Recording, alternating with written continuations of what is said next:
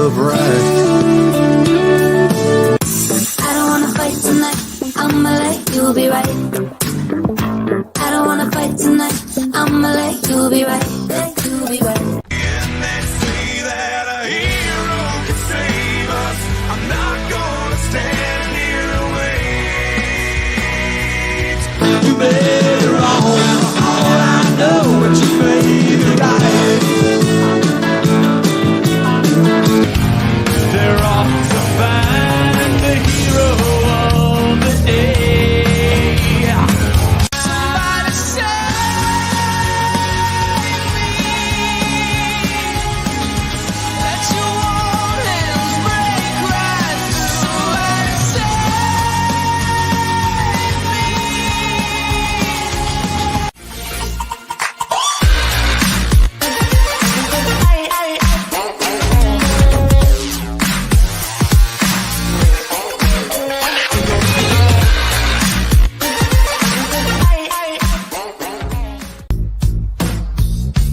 fighter, incendiary damage.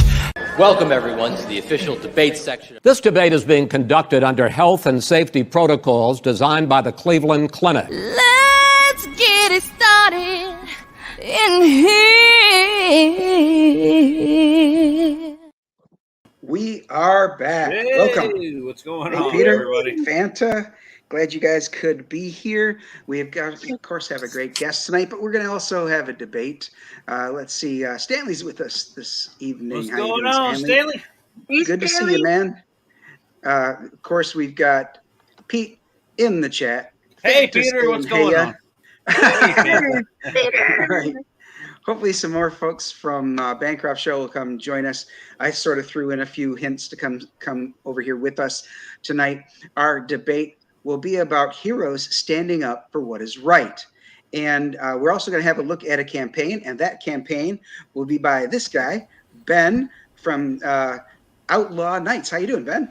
What's up, y'all? Glad to have you here. Ready to get some heated incendiary comments going and stuff like that.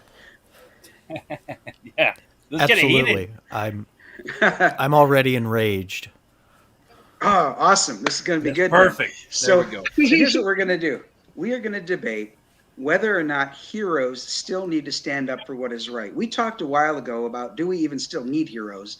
And that was, wow, I don't know, about a year ago in our episodes. But Jake, who is conspicuously absent right now, he came up with this topic and he said, what we should talk about is, do we still need heroes like Superman and Captain America who stand up for ideals, who are like the big blue Boy Scout kind of character, who won't cross the line, they won't kill even if they really think they should or must.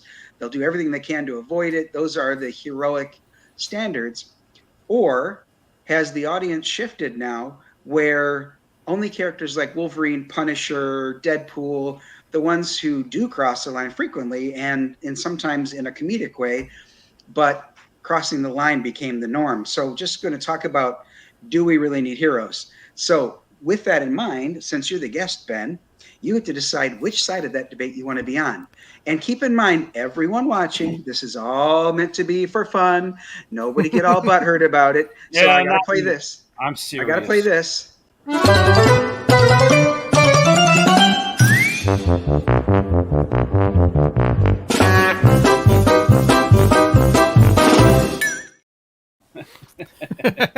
Okay, now that that's settled, Ben, which side of the debate do you want to be on? You know, like, it's funny. I could actually go either way, but I will go on defending heroes. Okay, all right, cool. And you get to select either Peter or Fanta to be on your side of the debate. I Whoever want a you don't Fanta. select. You want Fanta to be on your side? All right. So I'm going to move Peter over here then, like that. So you two are against Peter, and I'll Awesome. probably chime in. I'm on the fence. I'm going to probably argue both sides. Everybody's used to that. But I'm sort of the moderator here. I keep things moving along, calling people to take their turn. But because of that, Ben, we're going to start out with you. So take your time now to defend why do we still need heroes like Superman and Captain America? Well, I think in a lot of ways, we've had kind of a lack of them in recent years, I'd say. We had Superman and we had Captain America coming up, and then it seems like with the movies, we got a good dose of Captain America in Marvel, but the Superman we've gotten has not really been Superman. And I feel like this kind of reflects a decay going on in society today. Wow, that's heavy. Well, I think it's true. Like, I think in a lot of ways, aspirational heroes, they kind of define our ideals, like what we're striving for. And seeing them slowly erode away, I feel like it's indicative of a lot of the moral decay. So then the Superman that came out back in the 70s with Christopher Reeve, that was more along the lines of the heroic standing up for what is right. And what you're saying is that lately, although it's been well acted or portrayed, the character of Superman is more violent, not as righteous. Yes, and I would just say not Superman. Okay. Stanley seems to agree. He says the audience shifted. There's still plenty of room to get creative with that dynamic. In fact, he'd argue the world needs more of that done right. So he's on the side of Ben and Fanta on that. But then Peter speaks up while he's still being Hell quiet. no. No, he says, No, sir. heroes failed. It's time for the anti-hero to take charge. So tell us why, Peter. Well, you know what? Like I said right there, we've had heroes. Heroes were the dream, right? That's what we want in a hero. But the problem is, to be a hero, you have to do the ultimate good, right? And that tends to end up like supporting. I don't know. Let's say Superman has to kill this bad guy or go save the bus full of children. Well, if he stops what he's doing to go save that bus full of children, well, that villain goes off to kill another bus full of children. You have to let them kill the villain. And now, of course, I love Superman, by the way, and like Christopher Reeves, Superman 1 and 2, definitely is a good thing. But I'm not sure if we're in the right time for that. We need like people to actually get down and dirty, and we need heroes to like take care of the nitty gritty. And morals, you know what? Morals failed. We've got to like take care of business, and then we can get back to the moral stance. The higher, the higher. I'm on a pedestal. That whole mentality. We'll take care. We'll let you guys, the heroes, do that once the anti-hero takes care of business. You know what I'm saying? Before we go to Fanta, I need to ask this, though, Peter. Let's say, for example, Batman finally killed the Joker after all this time. One of the problems with that is, although these people writing comic books are obviously creative, you could run out of villains pretty fast doing that, unless all you had were the nameless, faceless thugs that the good guys were killing. That's a good point, but to continuously battle the same villain over and over again, allow him to villainize innocent people over and over again is actually a fault of Batman's. If the fact that he doesn't just kill off the Joker means there's going to be 100 more victims of the Joker. So now let's throw it to Fanta. Yeah, that's a great point. So Fanta, with that in mind, Batman also doesn't kill. I've only seen one comic book where he had a gun, and that was it was sort of to scare somebody, et cetera, et cetera. I don't think he actually ever shot the guy. But Batman, although he's kind of dark and violent and meant to be scary, he also doesn't kill the villains. Do you think that there's a room for that to continue and keep allowing somebody like the Joker and the Penguin, et cetera, to although they keep putting them in jail, they keep getting out. So to let them survive. Yeah, because that means 100 more books, 100 more stories. so yeah, you're going with like the side that. of the creative, the production value of allowing them to continue to live, rather than the realism of, what you would do if, in fact, you were in the bat suit. Yeah. Well, And there's something to be said for the standard, the yeah. ultimate I, hero. I do want to take a second to recognize that we've got a Bogan raid, which is very cool. Jeff Styler's with us. Yeah, Bogan Raid. Aincroft, some person is with us. Thank you so much for joining us, guys. We really appreciate being here. Paulus Arts Hey. said, hey. Ultimate Kahuna says Batman versus the Shadow. Are you Ooh, are that's you cool. setting That'd those be up cool. like? Yeah, are you saying that you're suggesting they should fight? Or are you saying the Batman archetype versus the Shadow, who actually all use pistols all the time? So yeah, talk to us in Oh, the chat about that, because yeah. it Stanley's could got a very good well one be that too. you're sort of standing those two up against each other. You talking about this one, Peter? Yeah, All right, the recurring it's Joker not. is man's failure, not Batman. Men should have designed better. Oh yeah, hey, that's not a And bad point. aside from the Although, jails, the idea of the Joker being so popular with people, like the common man, is a failure of man, not Batman. That's a good point, though. That's why I read. well, there's a couple of things to be said about that. Number one, he's escaping from the asylum, though, not the jail. And number two, um, I've seen a number of times where people have said, the older I get, the more I identify with Joker than Batman. Like, That's I because kind of, that's because of Hollywood, man. They want you to buy those tickets, so they're gonna make him just like they did with Thanos. Let's make him more relatable, so you can almost oh feel yeah, his the pain, and apologetic villain. instead of like the absolute pos that he is. That's not Peter Orchard Studios. It's a piece of shit. But Oh, the idea Um, that the Joker is relatable at all is insane to me. Growing up, like I love the Joker, but right. when you start to like side with the villain, you got a problem. And Batman's not solving it. Superman's not solving it, but Wolverine will solve it with those You know, claws. a lot of times I've thought for sure that, and Ben, I want you to comment on this one. A lot of people have been chiming in with Magneto was right. Oh Like, Ooh, that's God. a good one. Yeah. you know, you know what I mean? Oh, you mean What do you think about that? mutant Hitler? Can we Oh, can we careful, don't get discount? us stuck. Oh, I'm sorry. I meant mutant dictator who will There you not be go. named. Can we discount Krakoa? Can that? At what point can we just say that didn't exist? The Oh whole yeah, Krakoa, everything Krakoa. that was a I little just hate. crazy. I hated it. I hate the Krakoa shit. No, I'll So tell you, what like about it's. the? Oh, I'm Okay, go sorry. ahead, Ben. I was just Well, I saying was that going to go it's. back to you, Ben. I was just saying that it's funny that we're talking about this specific topic because I've been rewatching Smallville, Oh, okay.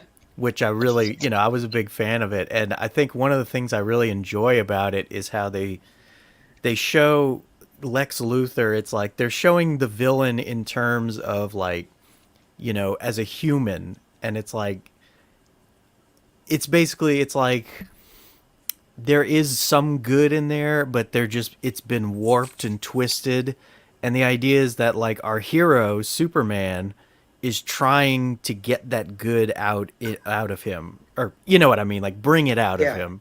He wants him Right. to Right. change his ways, and that's the whole reason why aspirational heroes try to avoid killing is that they're like life is precious no matter how wretched the person is, and if there's a chance that they can be reformed, we have to take it. It's those kind of values that we're missing. Okay. So yes, speaking of that very subject, the Ultimate Kahuna says Superman choosing not to kill is way more interesting than Batman choosing not to, and I'm assuming he means because of the power that Superman has, it would be hard not to Yes. in some instances, probably. And he also harkens back to the comment he made about Batman versus the Shadow. He was talking about their philosophies. He says Batman is largely based on the Shadow, but I believe the Shadow is more nuanced. I do agree with that. Let's also take a minute and say, hey, Edwin, thanks so much for being What's here. up, Edwin? Woo! Acevedo, he'll be on in a couple of weeks, so watch for that episode. I mean, I like Um, that Superman is the ultimate good and he can't do any wrong. We're modern Superman aside, like what I grew up, Superman was like he always made the right choice. He always did everything right. Christopher Reeves, and I right. love that. But it's like there. That's assuming that you can take on any villain. Yeah, I mean, like there are villains that you would require a little bit more nitty gritty. You know what I mean? If it's a real planetary threat, there might be a choice to let a city burn to take out to save the planet. You know what I'm saying? Like Yes. I Well, don't like I know what I you don't mean. Yeah. like the new darker Superman, and I like the idea that there is an ultimate good. We need that now, like more than ever. But that's Well, what I was gonna say. So I've swayed you. Yeah. well, but the wow. the Ben the has clincher already is, won the argument. but this is where I bring it back. When Okay. people side with Thanos and the Joker, you've got a bigger problem than Superman doing the good because in that scenario, he's the villain. And you have to convince people that the Joker's the bad guy before you can, do the right. right thing. Otherwise, you're So, fighting the world. Deanna just handed me a note here, and it says, if the good guys kill, does that make the good guys the bad guys? And of course, the answer there is very nuanced. One of the things I would say is Good if, point. for example, Wolverine is killing, because we've seen him do it in the comic books, then Yeah. why aren't those that are heroic capturing him or arresting? I don't, superheroes really don't arrest anybody, but taking him to jail. I mean, some might argue, well, good luck doing that, but there are some powerful enough that they could with Wolverine.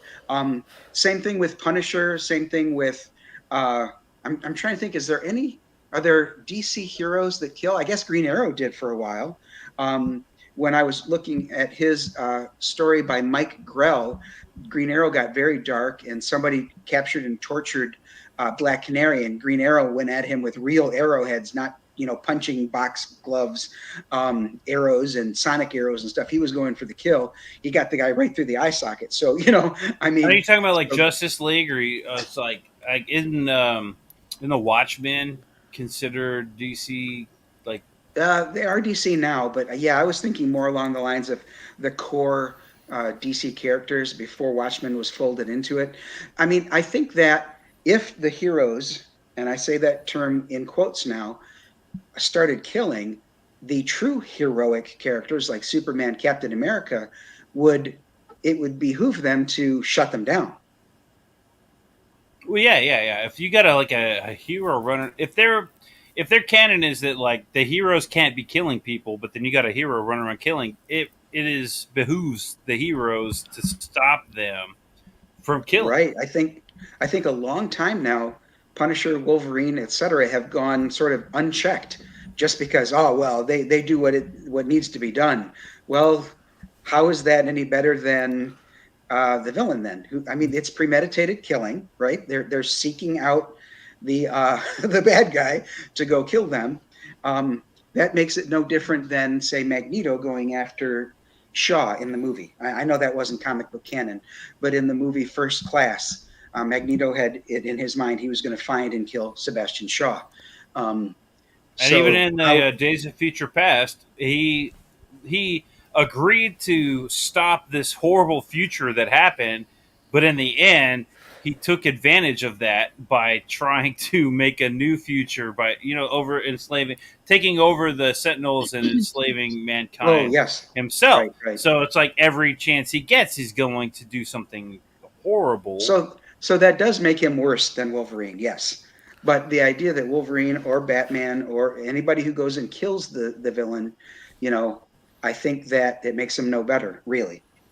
Now, hold on. Ultimate Kahuna says, and he's got a good point, All-Star Superman, we need a man whose mere existence ensures the future. Someone who will fight for good even in his final moments. So that of course is again taking Ben and Fanta's side. And to be honest, Yeah. Peter is on the side. He's been assigned to take the anti-stance, but And to be before, fair, Wolverine is my favorite hero, and then okay. Venom would be next in line. Oh, So geez. I'm Okay, fine well with then, this. Venom's not a hero. No, he's the anti-hero. yeah, they've changed him, just like they changed Juggernaut, just like they changed. Oh, they got did a that in the bunch- '90s. It is. Changing Venom's been Juggernaut? no, the Venom. He's been an Oh anti-hero yeah, since the '90s.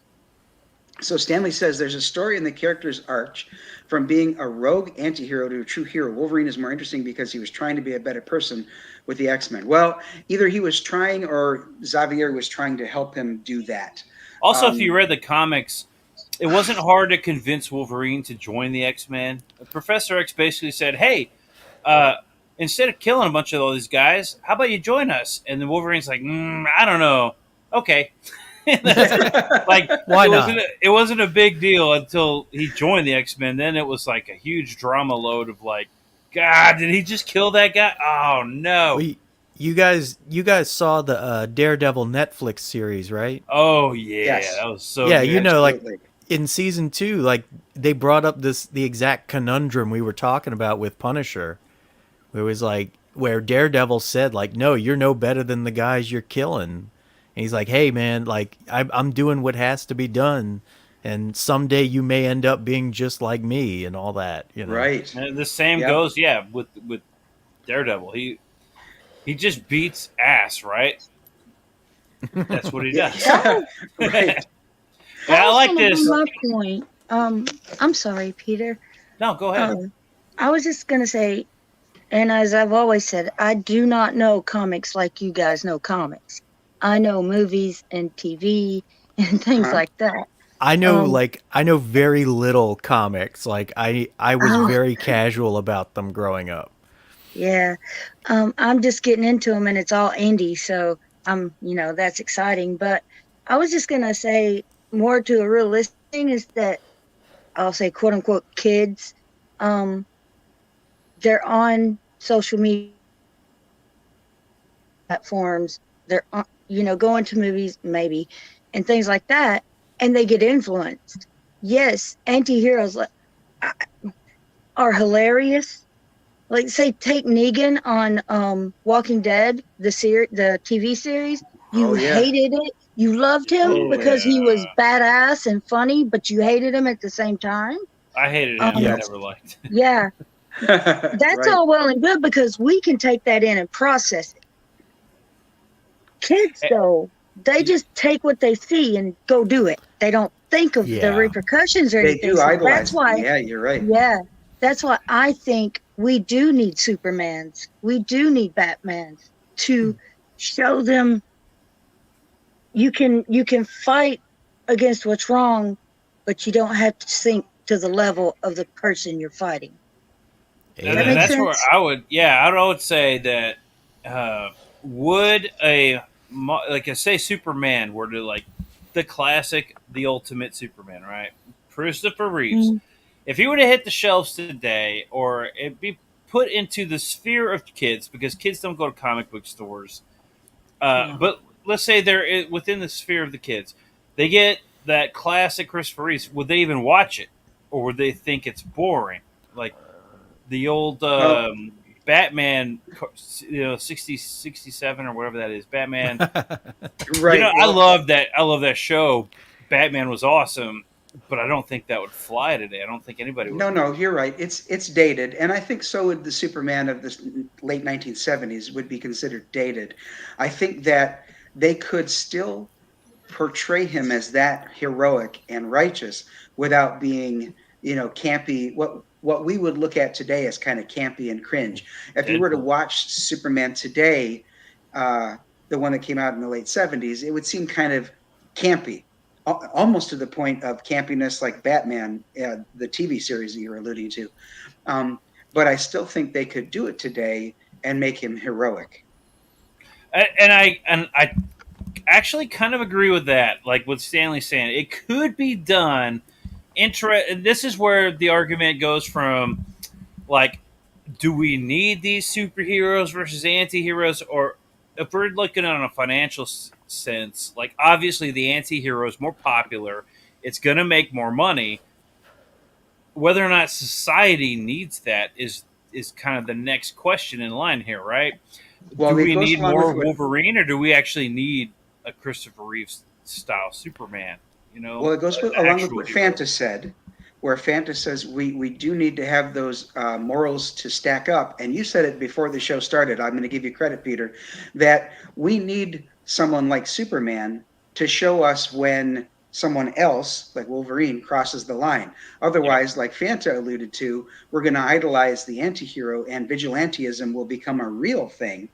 I mean, there are times where I see in the news, the real news, where people are tearing apart a store in their own neighborhood. It's like that. You're not hurting the people you intend to be hurting. You're hurting people who are striving to succeed in your own neighborhood. Should those people have the right to defend their property? And by defend, I mean in a lethal manner. And a lot of people would disagree with that, say, nope, let them take the stuff. The stuff is not as important as human life. But at what point do you get to defend your property? And before we go off on a big debate about that, because it's already, almost half past the hour, I'm just saying, we don't want the heroes to be idolized for crossing that line by people who might have the opportunity to cross that line. So I think that it kind of goes back to Fanta's suggestion that we do need the ideals of Superman, Captain America, the non-killing Batman, and the former Wonder Woman. If you go way back in time, Wonder Woman was also very heroic, wouldn't kill and all that. But of maybe the late '90s, early 2000s, they started depicting her with a shield and sword. Well, a sword is not. It's not very much of a defensive weapon. I mean, I guess you can use it defensively, but it's very offensive. And if you're wielding a sword, you aim to stab. You want to be stabby. So And there's something to be said in the sense that actually still are like on my point with the anti-hero thing. An anti-hero fighting justice his own way is meaningless if there isn't at least a standard for which his justice is measured by, which would be Superman ultimate good has to be the standard, and that way you can judge or relate Wolverine's methods, the anti-hero's methods by, right, you know what I mean, like yes, if that is the standard, just gut a person, there are no heroes. The anti-hero has to do the down and dirty because actual heroes exist, and that's the standard by which everybody else is judged. So that's And uh-oh, we have a dissenting opinion. yeah, Leonardo has has swords. he still uses a blow-up balloon clown as a weapon. And Right and on. Michelangelo used what is it, hot dogs, sausages, and then it shows to a movie. but I would follow up with what y'all are saying in that I think from my initial argument, I was basically trying to state that I think nowadays, especially like current day where we are saturated with a lot of moral gray. So I think that having a superheroic idealized person might actually be kind of novel at this point. Right. But who could write it? That's the question. I Who could. could actually write a Me. hero that could fight a villain on the utmost moral high ground? I don't know if it's Ben, even possible. yeah, Ben has it right. He's like, you know what? Have that confidence. I could do it. Uh, the Ultimate Kahuna says, I don't knock people who have adjusted to their times in some form or fashion. The strongest people can see the evil in the world and still be good. Well, yeah, Yeah, that's true. it's getting more and more difficult to see all of the evil around us and try to remain moral. Stanley says he agrees the moral gray is saturated. Well said, sir. Yeah, definitely. Yeah. Yeah. All So right, we need that Superman so that the Wolverine is more impactful. Exactly. I agree.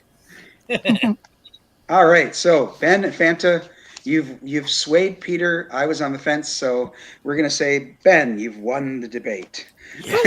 I'll allow it. You won it. I'll give it to you. He'll allow it. Whatever. I will bathe in the blood of my enemies. Wait, now, hold on. You Yeah, sound like my in the side dust now. of the bones of my enemies. So We need a Christopher Okay. Reeve Superman. Like What we I Yeah. can't Yes. tell you that I have like world that movie speaks to me. The Superman 1 and 2. yeah, That's what we need. Is the Three. I don't even know how you get modern kids to even appreciate that. Yeah. Very few would. Get them when you know they're what- young. Yes, Yeah. so they can idolize the hero. I know that right? sounded creepy, but Yeah, nobody snip that, okay? Just get 'em. At some point, gray morality became the standard, and some stories it is a useful tool, but shouldn't be the standard. Agreed. That's You because know what they're else too we need, though, popular. guys? You know what else we need? We need this. Oh, Outlaw Nights. Outlaw Okay, Nights. well, Yeah. Yeah. we're gonna pivot now and have a look at Ben's campaign. So Ben, I love that artwork right there on the very top. oh That god, classic yes. Spaceship? sci-fi. Man, I love that artwork. That kind of artwork is like does it for me. That classic sci-fi. So That- Ben, would you like us to start by showing the trailer and then we get down into the nitty gritty? Sure. Okay, let's do that. Everybody, if you don't hear audio, say something right away.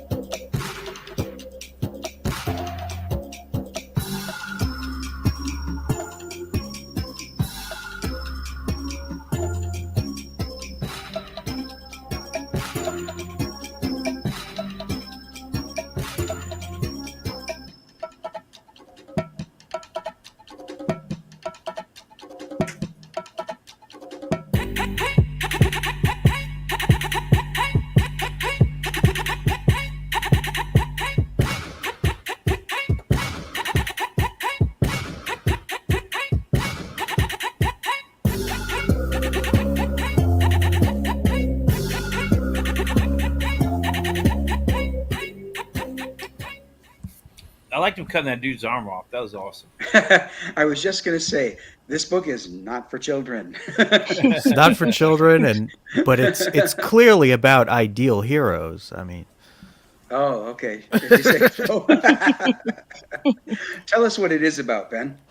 well, Outlaw Nights is hopefully the first of about 8 issues of this current saga. I'm basically trying to build out a universe here, but this story takes place in the 31st century. Humanity has begun colonizing into outer space, and history is very much repeating itself as the nations of Earth are at each other's throats, competing over territory and resources. The main difference being, back in the day, there was a limit to the new world, whereas now it's never ending. So we've been expanding outward from Earth, and it is very tumultuous and chaotic. The story currently takes place about 10 years after World War III ended, and America is no more. I know. Oh, we lost? We got divided up by our enemies. Wow. And That's so a hot take. yeah. But you see, like, the nations of Earth are basically trying to be authoritarian and trying to dominate via Big Brother, but they're having trouble because with the vastness of space, it's hard. Everybody's stretched thin. So as a result, there has been a boom in piracy and in crime in general. It is the ultimate golden age for pirates. And in the midst of all the chaos going on is our main character, Cyrus Lawson, who I would say kind of matches up to a lot of the ideals we were talking about earlier, in that he's very virtuous, but he sees life very stubbornly in pure black and white. And he moved to a small, out-of-the-way colony where he joined the colony guard, and he's there thinking he's not really going to have to deal with too much trouble. But I'll tell you right from the get-go of issue 1, that is ripped right from under him as the pirates of the ship Hazard are invading his settlement looking for a special piece of data. And our boy Cyrus has to contend with them. But here's the thing. Is Cyrus a little too blinded by his ideals and notions? We're going to find out as this series comes along. Okay. So I was looking for when the names came up. You said Cyrus, Ivory, Serpent. Let me see if I can find her. I was looking for her name. That is code. That her name is Code. Yes. I mean, not only is she well built, but she's apparently very strong. That gun has got to be very heavy. In And if the she's going to wield it. It's the future. It's a lightweight metal. Oh, okay. All right. So this then is the cover, am I right? Yes, sir. Okay. Let's have a And look at the interior art. Yeah, look at this. Wow. yeah, we have two different art teams because basically halfway through production of issue 1, my artist vanished off the face of the earth. Really? I've been hearing about that happening way too often. But it was not like, oh, he must have ghosted me. Like he didn't touch his social media anymore. He was just gone, and Oh, people were asking me like, have you heard from him? And I'm like, no, I've been trying to get in touch. So I have no idea what happened there. I hope he's okay. But That's from the first issue. yes. And so Simon Potier was already a backer, and he heard I needed an artist, and he stepped up to the plate and saved my butt. I So love Sim. Simon's a good guy. Yep. Yeah. so we have two different art styles, but I'll say that I think Sim did his best to kind of keep in with the with the style. So it doesn't look like a Frankenstein book or anything like that. Oh, okay. Right. It's really good. It's not too jarring to go from the beginning of the book to the end, right? No. Okay. Are you going to have stretch goals on this campaign? Currently, my idea see for a what we got stretch down goal here. is I'm hoping if we can get up to 1,000, I'm gonna do some of those stickers that I have on the page there by let me 6 see. a.m. Comics. You gotta have 6 Yeah, a.m. gotta have I was 6 just going a.m. to say. Here's one. That's This Cyrus, is Cyrus. Okay. Oh, cool. Ivory. Ivory. We have Ivory on the banner for the show, Yep, and then this is Serpent, right? yep. Yeah. 6 a.m. Mark Marianelli. He's great. He's been on so many campaigns.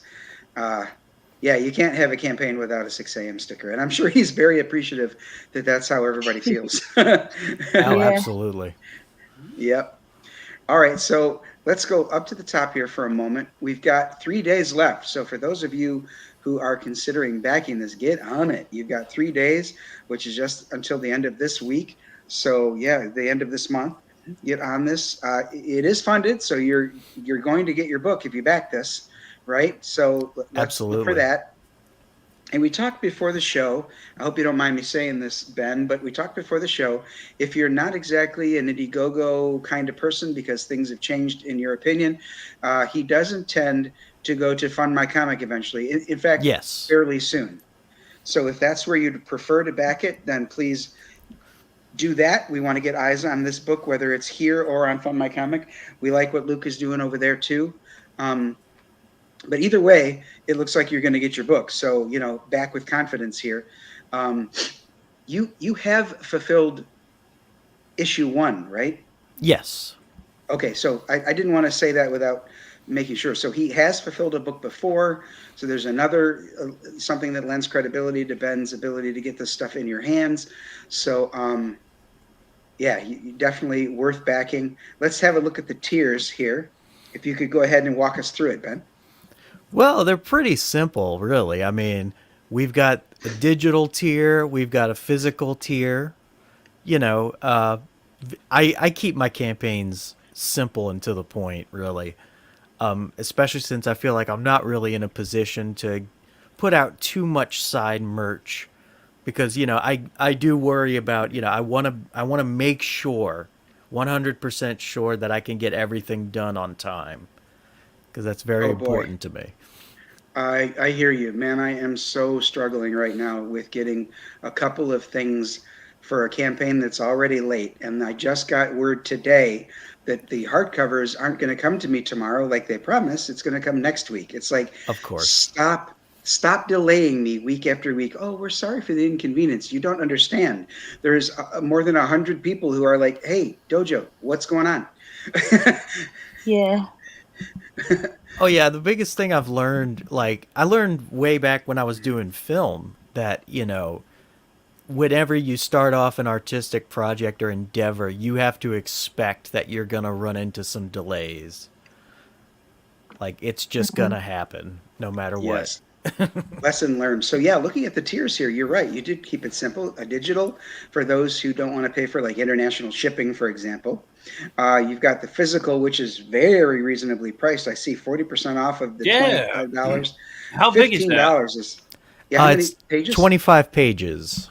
Okay. Actually, about Well, 28 technically, but $15 is very affordable given the fact that this is a crowdfunder. Yeah. Then you've got 3 physical copies. So for you and 2 friends, or maybe one of the kids and a friend.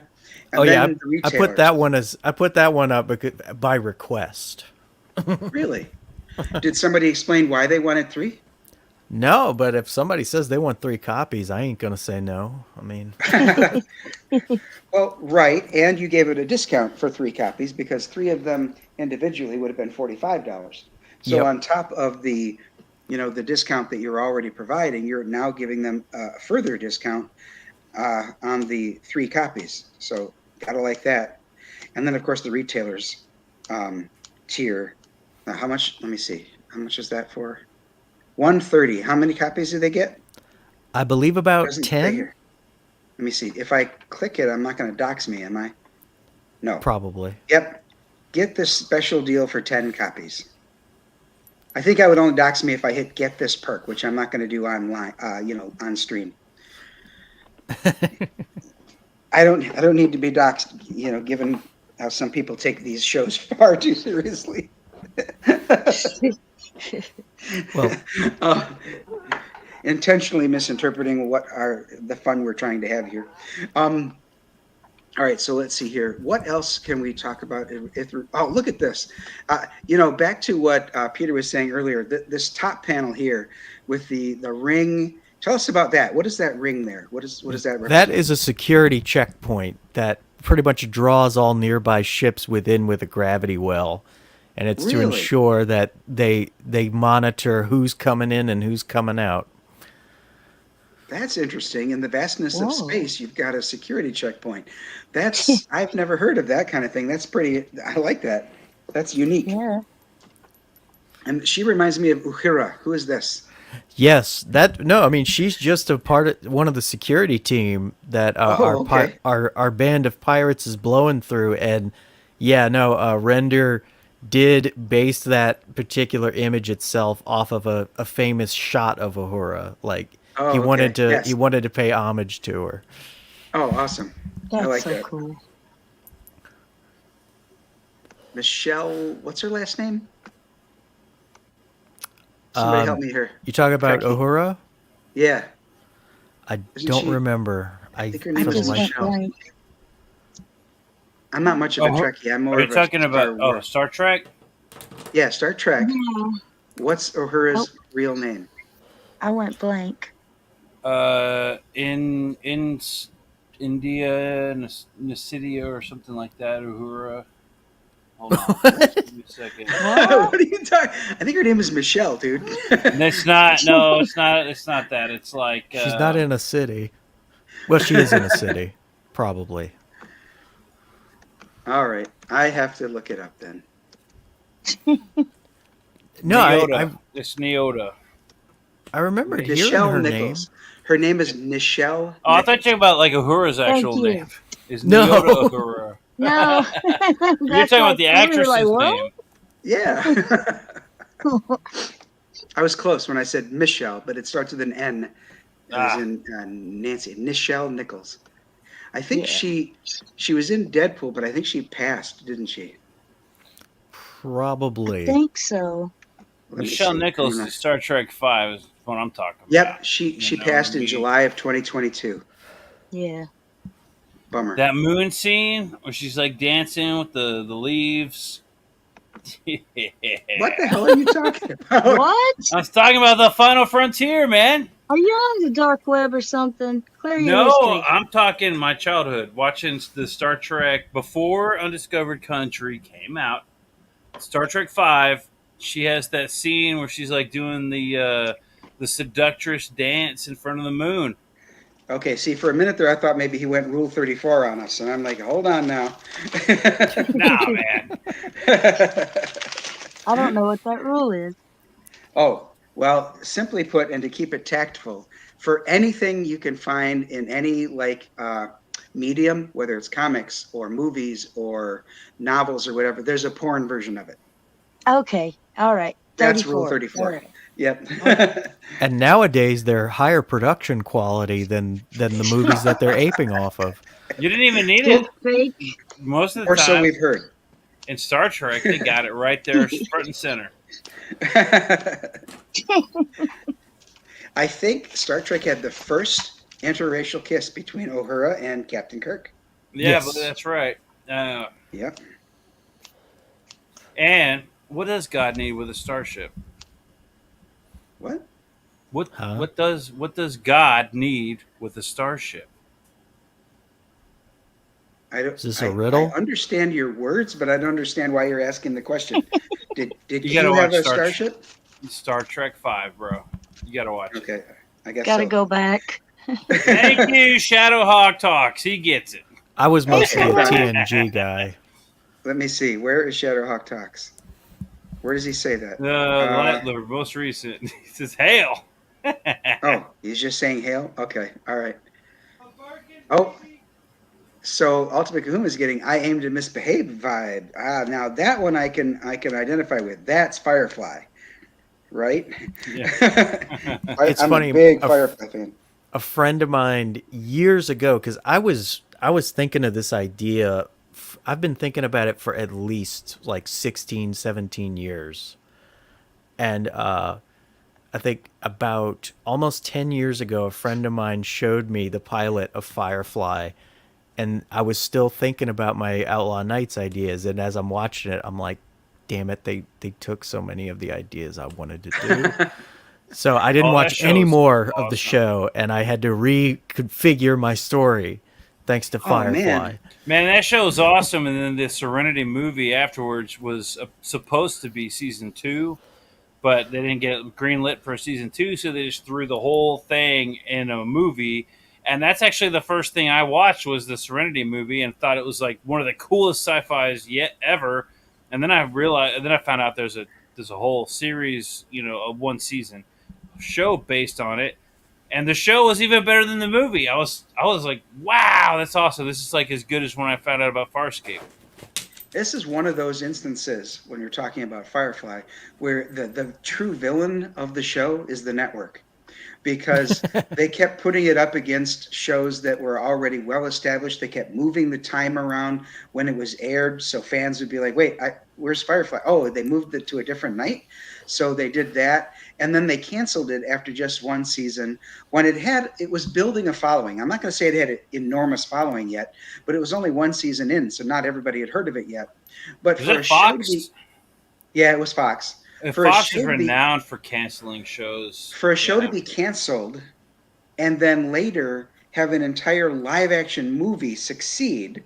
I mean, it didn't make, the numbers of like Marvel, but I mean, it was a success financially.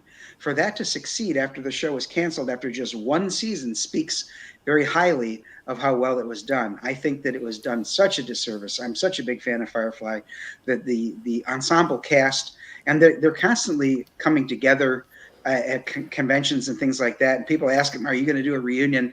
It would be difficult now because Ron Glass, who played Shepard Book, passed away. But they could do a reunion, and a lot of them were like, "Well, originally we were sort of, yeah, I'm down for that." But now so many years have passed, and they've all gone on to so many other big projects that I doubt it would be logistically possible.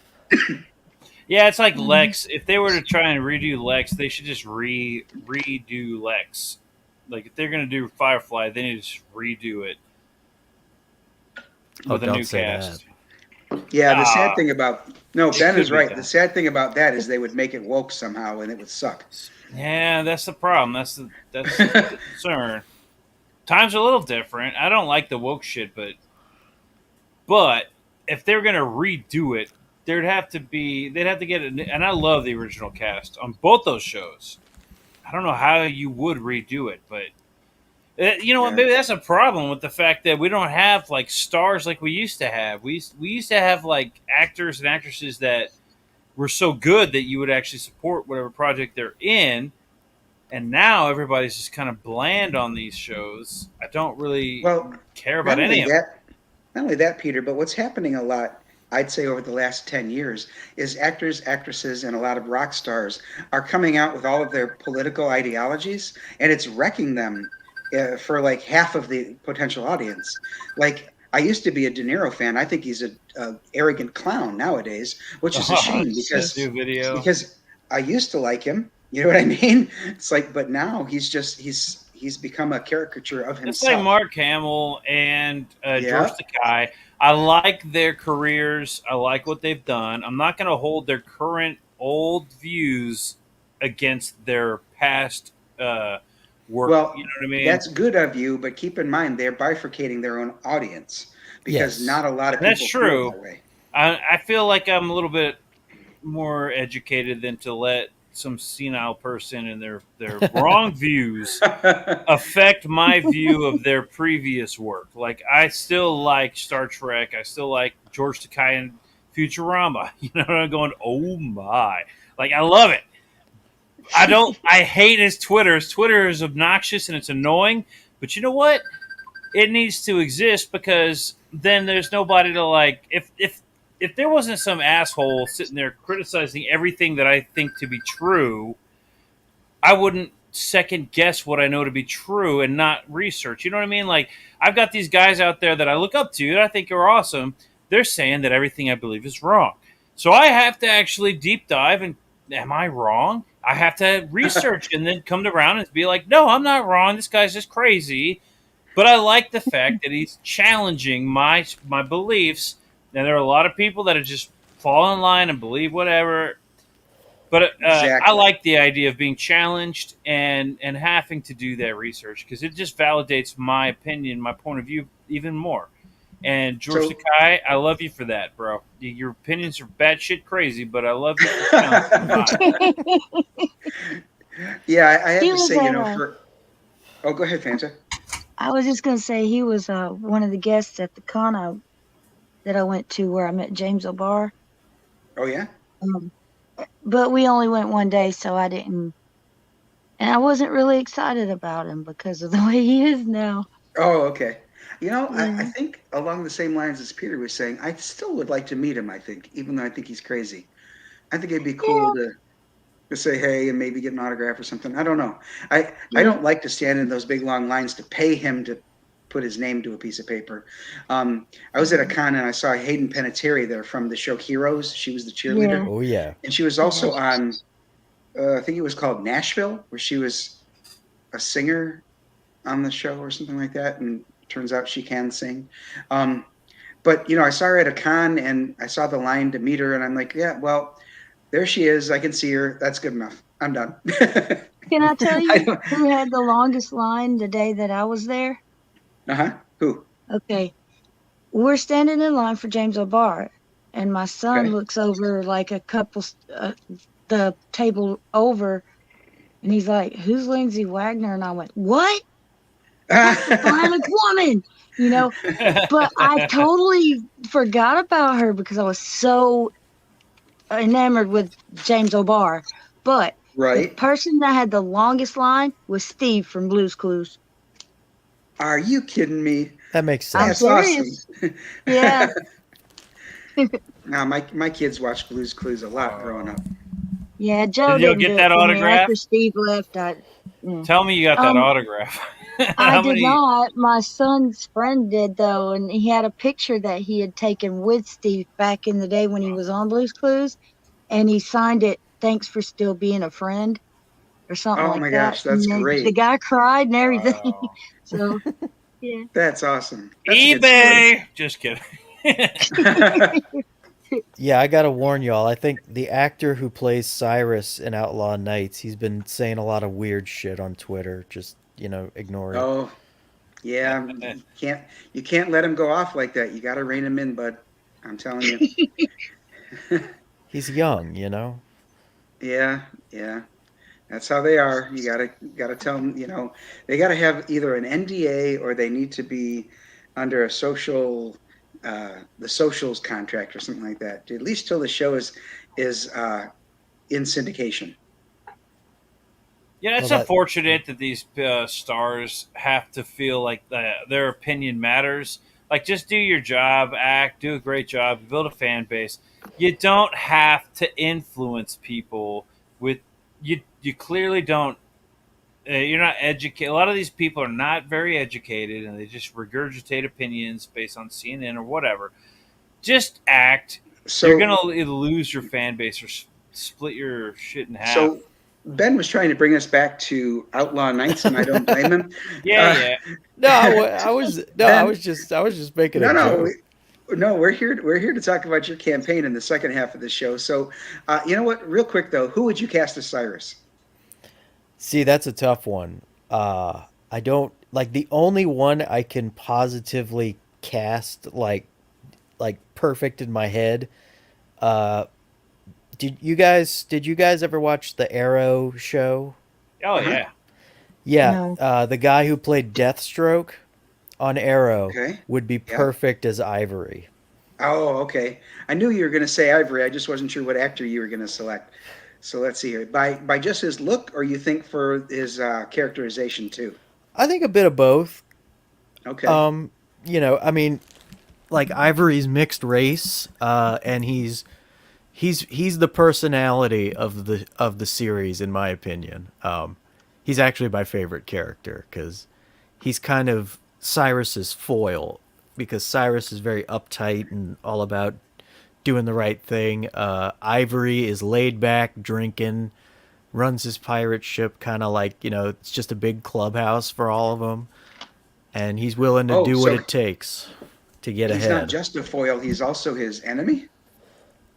Um, I would say yes in the beginning here, but Oh, we're gonna be there's playing some spoilery around. stuff there.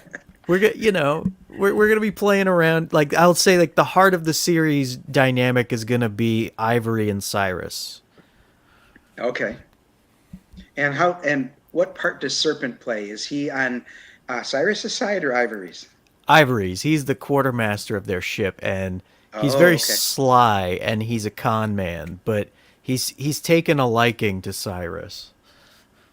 Okay. Oh, Billy Bones. The guy who played Billy Bones in the Black Sails would be perfect for that guy. I don't know Okay. that I don't know that actor's name, but I love that actor. He did such a good job as Billy Bones. Yeah, Serpent kind of started off as like an idealized, handsome version of me, but like as a con man, a, being just a professional liar. I've always loved that archetype of a character, like just the sly trickster who knows how to get what he wants by playing word games with you. Okay, so you heard it here, folks. This is a self-insert right here. Yes, I love it. he Okay, talks a lot so about the climate. No, I'm kidding. okay. So yeah, this is Outlaw Nights, issue one, second chance here on Indiegogo. It is funded. Back it with confidence. You're going to get the book. If you want to wait just a little while, it's going to go into demand here, but then it's going to appear on Fund My Comic. You can back it there. Wherever you want to throw money at Ben, he'd be happy to accept it, and he'll get Oh you a yeah. quality product in return. So Ben, I want to say thanks for coming on the show. Really appreciate it. You're always Hell fun to yeah. talk to. No, Um, thank you guys so much. I appreciate you having me on multiple times now. Yeah, yeah, friend of the show. Definitely good to have you back. And so next week we have Vaughn Coleman on here, who's going to be talking about Phenomenova. So join us as we talk about kids superheroes. So be here for that debate. Hopefully, we'll see you And I'm next gonna week. win it. Then I'm gonna win on that debate. yeah, that's what you say every week. I win every week. See you I next hand week, this to folks, you guys. on Incendiary.